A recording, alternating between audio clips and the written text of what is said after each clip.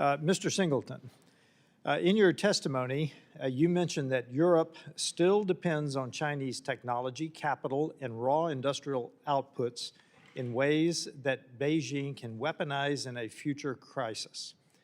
A couple of issues, and I would like for you to put this in the context of the Chinese playbook, which is to steal, scale, corner, and then strangle markets. So how deep is Europe's dependence on Chinese output in those areas for its own defense capabilities? And some examples, if you have them, please. Sure. Thank you very much, sir, for the question. I would say they're in deep, and it's in certain instances deepening. These represent soft choke points for the Chinese Communist Party to leverage.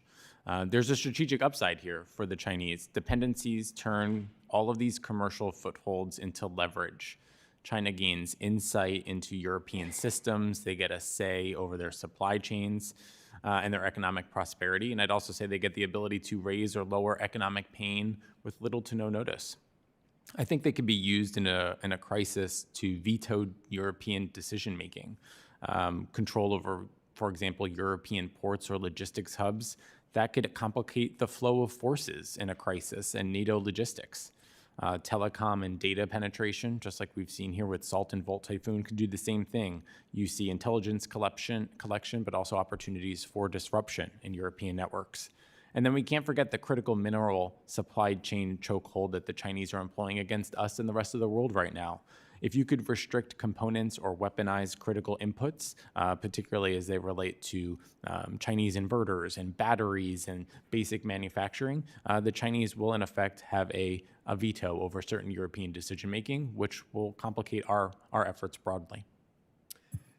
Thank you. For Mr. Walker and Ms. Cooper, our GDP is roughly 29 trillion.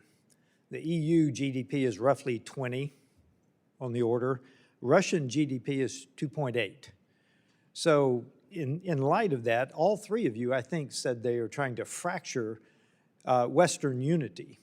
So for the two of you, starting with you, Mr. Walker, what is it going to take to get Europe to realize if they simply try, this will not be a fair fight? What is it going to take? So, Congressman, I think you put your finger on the central issue, which is Russia and China alike operate by divide and conquer. They do this domestically in their own politics, and now they're exporting it internationally, even beyond the subject matter we're discussing today. This is their stock and trade. I think we've yet, in the free world, come to grips with the cohesiveness that's required to respond to this divide and conquer strategy. Just to illustrate three examples of shadow warfare that touch on different dimensions to provoke disunity. One was last month. This was the Warsaw-Lublin rail line, in which a rail corridor that would carry 100 trains a day was attacked. This is also a critical rail link to Ukraine for delivering supplies for the war effort there. Last year, there was an assassination attempt or plan on the CEO of Rheinmetall, Armin Papager, that was brought to light. And then finally, these are not exhaustive, these are illustrative examples. The year before, in 2023, the Baltic corridor pipeline was attacked, and this is widely understood to have been both Russia and China. This has, in reverse order, implications for data and energy transmitters in the context of the sea cables, indicating to the West, to the Europeans, and I would say to the US, our vulnerabilities there. With respect to the CEO of Rheinmetall, it reflects a willingness to go after the leadership of our defense industrial community. And finally, with the rail attack, it also suggests that Russia is willing to go beyond Ukraine to attack critical infrastructure, signaling perhaps a view to the future. Yeah, thank you. I have about 30 seconds. Please, Ms. Cooper. Mr. Chairman, thank you for the question. I would just add to that to mention that with the size of the European economies and the size of the U.S. economy, the portion that we're spending on security assistance is quite little.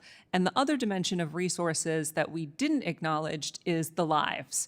Right now, it's Russian lives that are on the line in Ukraine, and it's Russia that is paying the price. This tells us that Russia can't last forever, and that we can surge our support to really push Russia back. Thank you. I now recognize Mr. Keating from